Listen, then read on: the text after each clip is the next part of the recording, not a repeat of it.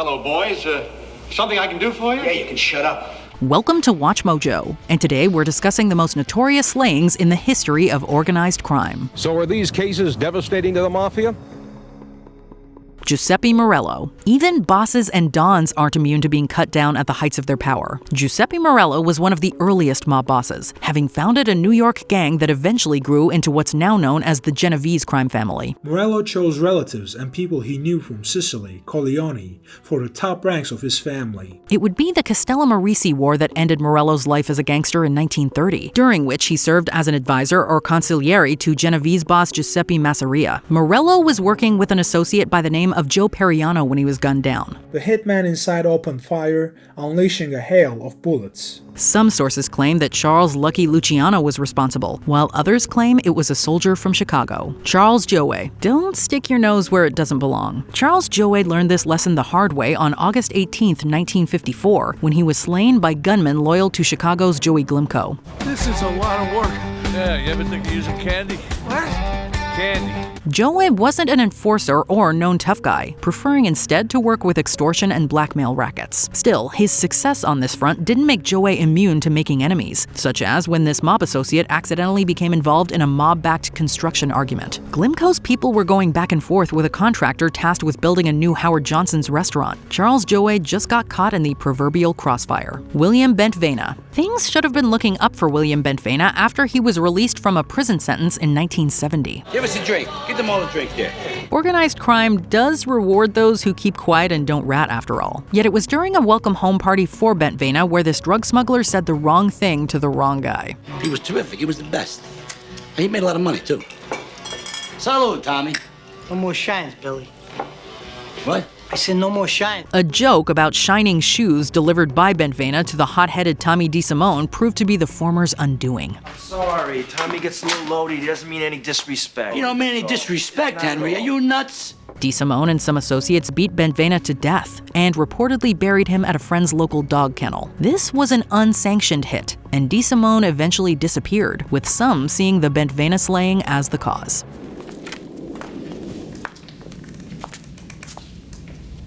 Fred Weiss. It was a slaying that made the papers, and one that DeCavalcanti crime family associate Giovanni Riggi admitted to ordering back in 1989. The target was Fred Weiss, a newspaperman who had become mob-connected via his real estate development firm. Now, what happened with Fred Weiss was he was around the Gambino guys.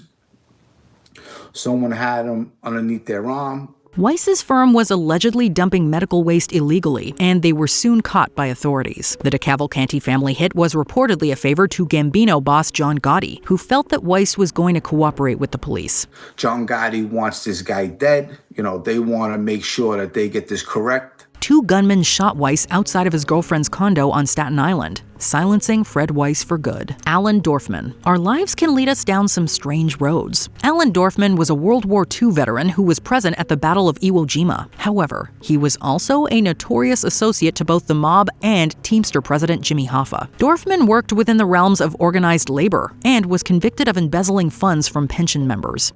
But Dorfman, you gotta do with the Dorfman. FBI agents bugged his offices, tapped his phones, and were preparing for Dorfman's sentencing when the latter was slain by mob gunmen in 1983. Nobody was convicted for the murder, and it remains unclear upon whose orders the hit was initiated. Dorfman himself was awaiting sentencing in federal court, but apparently someone already had passed sentence on Alan Dorfman. Abe Reis. Remember the old saying, if it looks like a duck, swims like a duck, and quacks like a duck, then it probably is a duck? The case of former Murder Incorporated hitman Abe Reis is a little different. That's because this tough and mean mobster actually turned tail and was due to testify against the Gambino crime family. Reis's official cause of death is listed as defenestration, otherwise known as falling out a window. Reis was in police custody during the 1941 accident, and it's since been alleged that these cops were on the take and pushed Reis to his death. However, a second theory claims that Reis was attempting to escape, although he had previously shown no such desire to leave his room. Nicholas Guido. They say everybody has a price. We're not sure sure if that's 100% true, but NYPD detectives Stephen Caracappa and Louis Eppolito didn't feel obligated to honor their shields and sold out to organized crime dollars. The city of New York paid out $5 million to the family of one Nicholas Guido back in 2015, after it was discovered that Caracappa and Eppolito shot him on the orders of a rival mob boss. On Christmas Day, 1986, Casso sends gunmen to Nicky Guido's address.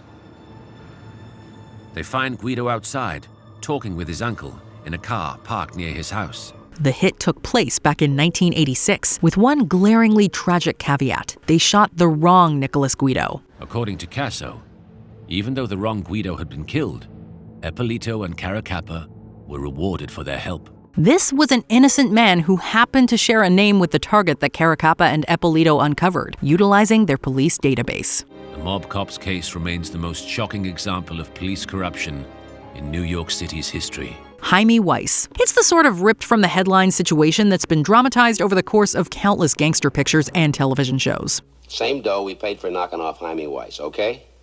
As you wish, my friend. The death of Northside gang leader Haime Weiss was a bullet-riddled affair, a bloody Monday whereby Weiss was felled by a hidden submachine gun. It's been alleged that Jack McGurn shot Weiss upon the orders of the latter's rival, Al Capone. Still others claim that it was Capone's bodyguard, Frank Nitti, who helped organize the hidden gunman who fired at Weiss and his associates while occupying a nearby building. Frank DeCicco. The assassinations perpetrated by organized crime can be carried out a number of ways.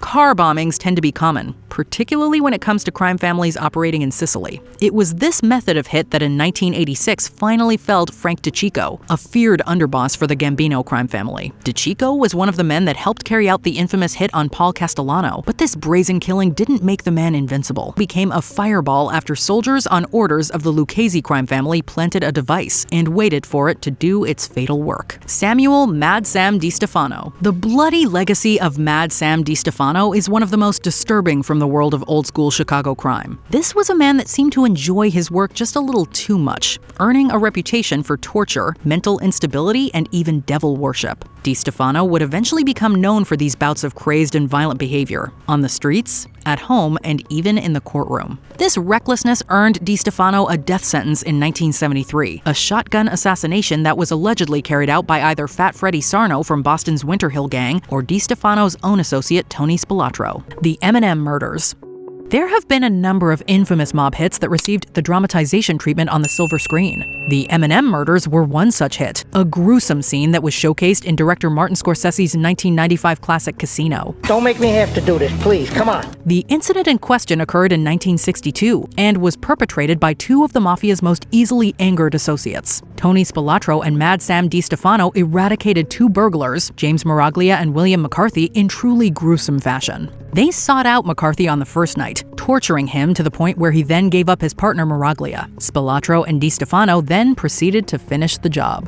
The word got around that finally there was a real gangster in town. Dino Bravo. The world of professional wrestling is full of larger-than-life characters, but sometimes truth is stranger than fiction. I'm not stepping out that way. I want to face you in front of all the people of Montreal. We know what you've got, they know what I've got. This is particularly true when it comes to the story of Dino Bravo, a former superstar in the WWF that reportedly ran afoul of organized crime syndicates in his native Canada.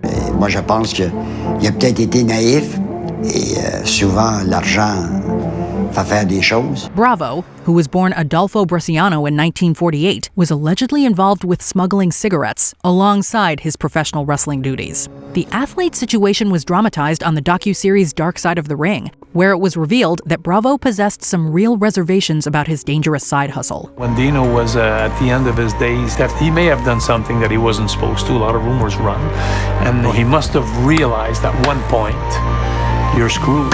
These reservations were well-founded, as Bravo was found dead of multiple gunshot wounds on March 10, 1993. Shander Burns. It takes chutzpah, brass nuts, to get what you want. Organized crime doesn't take holidays off. Perhaps this explains why the well-known Jewish-American gangster Shander Burns was taken down on Easter's Holy Saturday back in March 1975. Burns had been feuding with Irish-American mob boss Danny Green. This feud had escalated to the point where Green had actually survived an assassination attempt plotted by Burns. The latter, however, wasn't so lucky. Burns was taken out by a car bomb, the explosion of which was described by police as being one of the strongest they'd ever witnessed.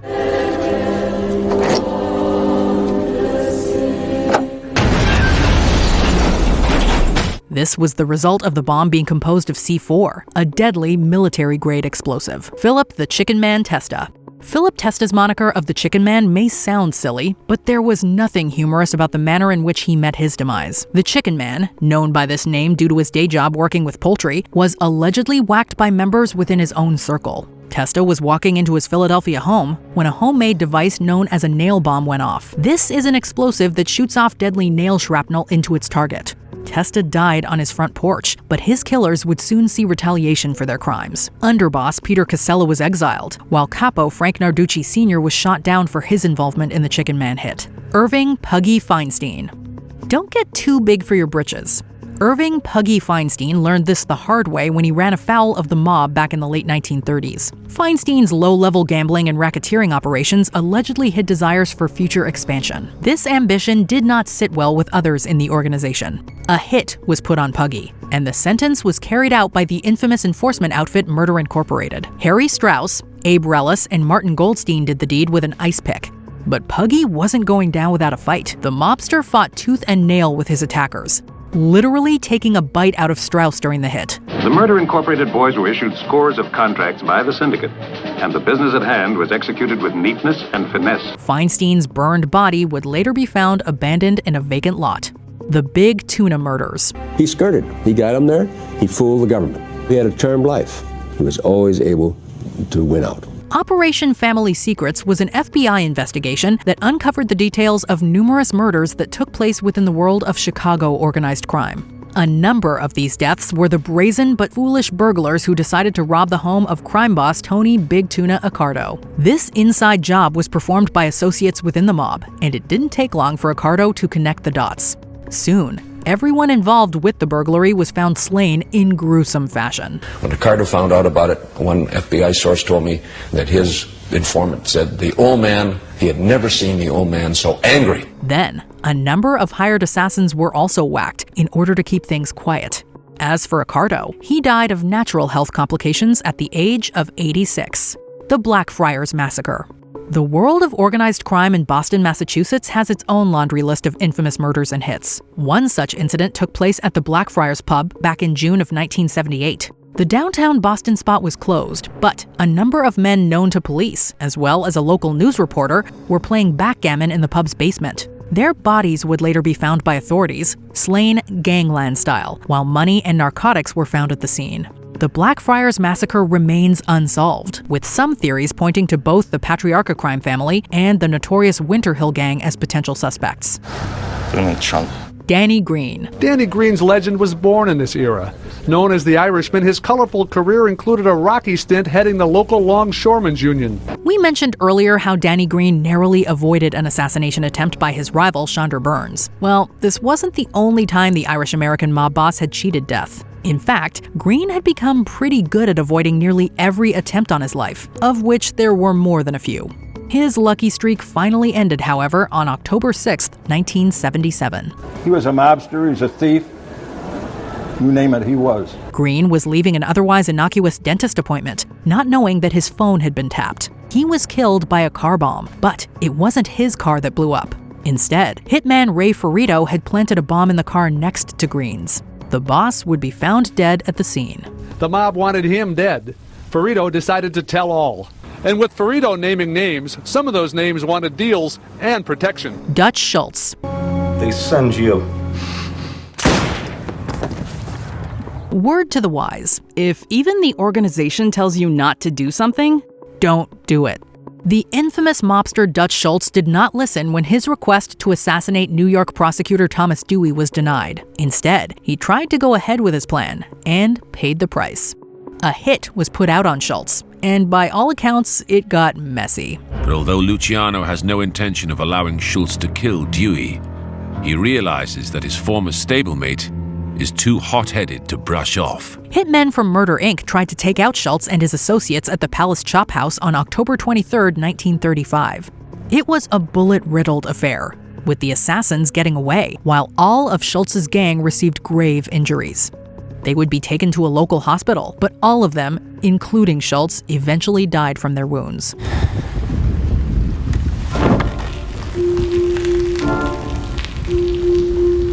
Joe Masaria. How much more you want to lose? Un capo, piccio.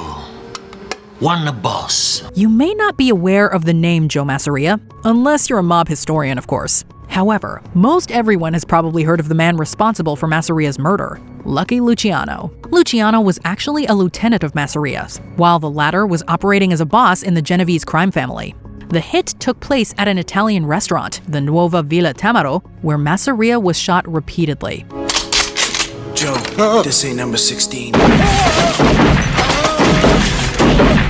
Masaria was actually made aware of Luciano's treachery beforehand and attempted a counter-hit, but was further betrayed by another associate, Joe Adonis. Lucky Luciano's plan was successful, while some of the gunmen involved included Adonis, as well as other big-name mobsters, such as Vito Genovese and Bugsy Siegel.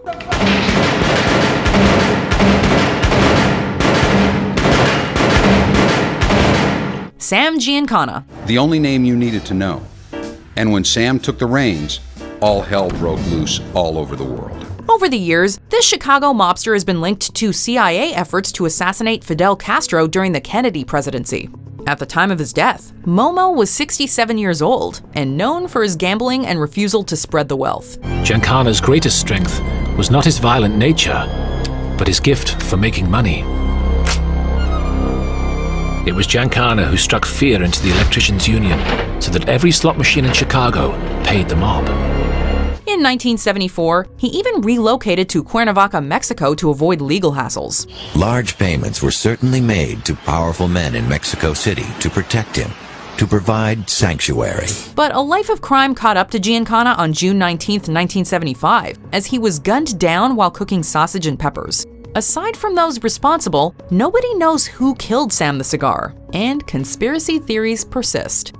Joe Gallow. I work everyone. I make fun of blacks. I make fun of Jews. I work gypsies. I work Italians. Well, not those Italians. No. It's okay, Joe. I got the money. Don't shoot. Known as Crazy Joe, this New York mafioso was raised in Brooklyn, New York. He's vicious, he's a psychopath, and he scared the heck out of everybody. Joey Gallo got off on anger, and he got off on power.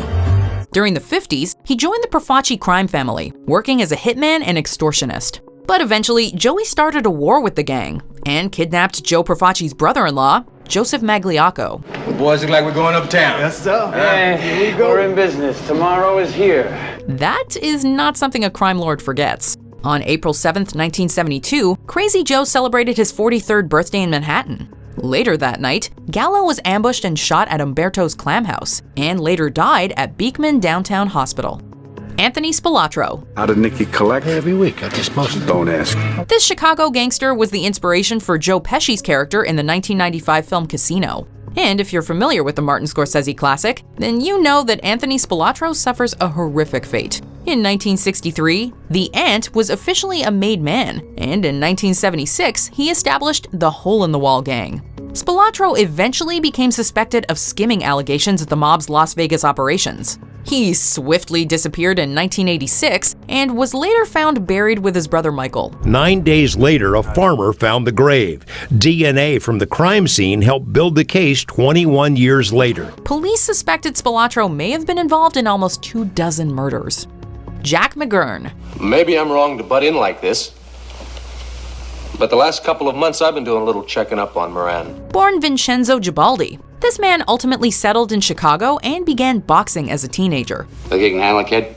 Yes, sir. By 1923, however, Jack McGurn joined Al Capone's crime organization and became known as the Machine Gun. He's known for killing singer Joe E. Lewis and allegedly helping plan the infamous St. Valentine's Day Massacre. Exactly 1 day and 7 years after the massacre, McGurn was gunned down in Chicago, and the killers left a telling clue: a Valentine with a poem. Jack McGurn, a Sicilian immigrant, was 33 years old, and his half-brother Anthony DeMori was also murdered 2 weeks later. Angelo Bruno, known as the Gentle Don, this iconic gangster was actually known to avoid violence. I mean, Bruno, he was just made the new boss of Philadelphia. He took care of everything from Philadelphia to Atlantic City.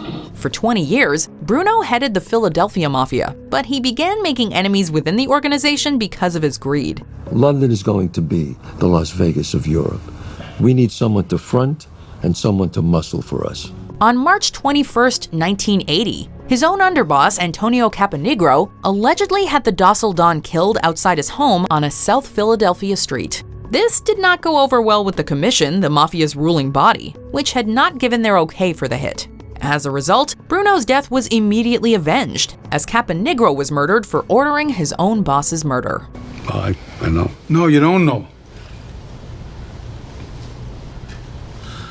My butter bar, would you? Paul Castellano. For years, Big Paulie was a legend of the New York Mafia. The question is whether his death will spark a new mafia war in New York or be the end of one. By 1975, he succeeded Carlo Gambino as the head of the Gambino crime family, and once reportedly put a contract out on an undercover FBI agent. In the mid-80s, Castellano was arrested for racketeering, just as an associate named John Gotti put a deadly plan in motion.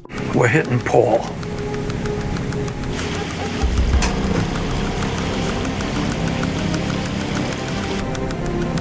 And anyone else who's in the car with him.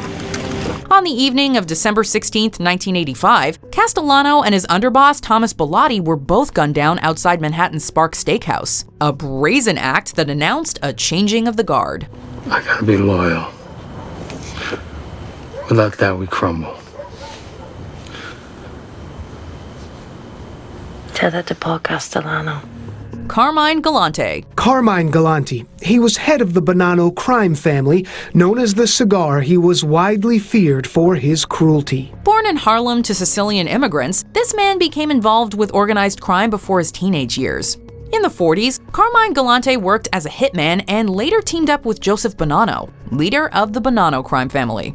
After 12 years in prison from 1962 to 1974, Galante attempted to run the drug trade, which greatly disappointed the five families. In 5 short years, he transformed the fortunes of the US Mafia by leading it into an era of multi-billion-dollar profits and unparalleled violence. On July 12, 1979, the 69-year-old Galante was murdered in Bushwick, Brooklyn, at Joe and Mary's Italian-American restaurant. It was such a perfect hit that it entered Mafia folklore. The commission had officially ordered the hit, and Galante famously died with a cigar in his mouth. The motive for the murder, however, was clear. Galante had become rich through drugs and refused to share his wealth. Albert Anastasia. The American Mafia exists because of this Italian immigrant. In 1919, Albert Anastasia first arrived in the United States and was soon sentenced to death for a 1921 murder. But the Mad Hatter received a new lease on life when several witnesses disappeared. By 1957, Anastasia was a 55-year-old legend in the criminal underworld. He would not hesitate to resort to violence, whether it was shooting or murdering anybody, just to advance his position. But the crime boss met a violent end when associates of Carlo Gambino, including the aforementioned Joe Gallow, allegedly murdered Anastasia at a Midtown Manhattan barbershop. Excuse me, sir, I need to go in the back for a moment. All right, don't be too long. Decades later, it remains one of the most aggressive power moves in mob history. It's not a mob hit where they've taken you in the woods. It's happened right there in the middle of New York City. That's one of the reasons it's iconic. It's so visible. Benjamin Bugsy Siegel. Along with his friend Albert Anastasia, this Jewish mobster was a founding member of Murder Incorporated. Bugsy Siegel was one of the main players in Murder Incorporated, which was the enforcement arm of the Lucky Luciano mob. Benjamin Bugsy Siegel is also responsible for developing a small desert town called Las Vegas. Take a look at this place, this beautiful place. What I want you to do is take it in. Take a deep breath. Do you smell it? Go on, take a deep breath. What do you smell? Born in Brooklyn, Bugsy began a life of crime as a young man, and his organizational skills led him all the way out west. At age 14, he started his first gang. He would go around and intimidate pushcart peddlers by telling them they needed to pay him for protection. When they questioned what they needed protection from, he would throw kerosene on their pushcarts, set them on fire. Unfortunately for Siegel, his brash demeanor and lavish lifestyle made him many enemies, and one of them showed up at his Beverly Hills home on June 20th, 1947. So I think the decision was made that the only way to tell him he was finished was to finish him. As Bugsy read the LA Times inside, an unknown assassin fired through a window, killing the gangster. Before we continue, be sure to subscribe to our channel and ring the bell to get notified about our latest videos. You have the option to be notified for occasional videos or all of them. If you're on your phone, make sure you go into your settings and switch on notifications. The St. Valentine's Day Massacre. This is a raid! Everybody, against the wall! You know the drill. Throughout history, individual mob hits have symbolized a transfer of power. In 1929, Al Capone made a major move by taking out several members of an Irish gang led by George Bugs Moran. Two supposed police officers arrived at a North Chicago warehouse and, along with two other hitmen, massacred 7 gangsters with Thompson submachine guns and shotguns. Moran and others pointed the finger at Capone, but Al had an airtight alibi. He was in Florida in a meeting with the district attorney in Miami at the time of the shootings. A contract killer named Frank Gusenberg survived the attack, but he refused to identify the assassins before passing away hours later. It's the stuff of movies, but it's also a disturbing real-life mob hit that sheds light on the brutality of Prohibition-era America. All right, you two, let's go. Listen, Buster, you better be kidding. Move. Howsy flat feet. Wait till you hear about this downtown. Do you think that movies and television overly glamorize the lives of organized crime? Let us know in the comments. I want him dead. I want his family dead. I want his house burnt to the ground. Did you enjoy this video? Check out these other clips from WatchMojo, and be sure to subscribe and ring the bell to be notified about our latest videos.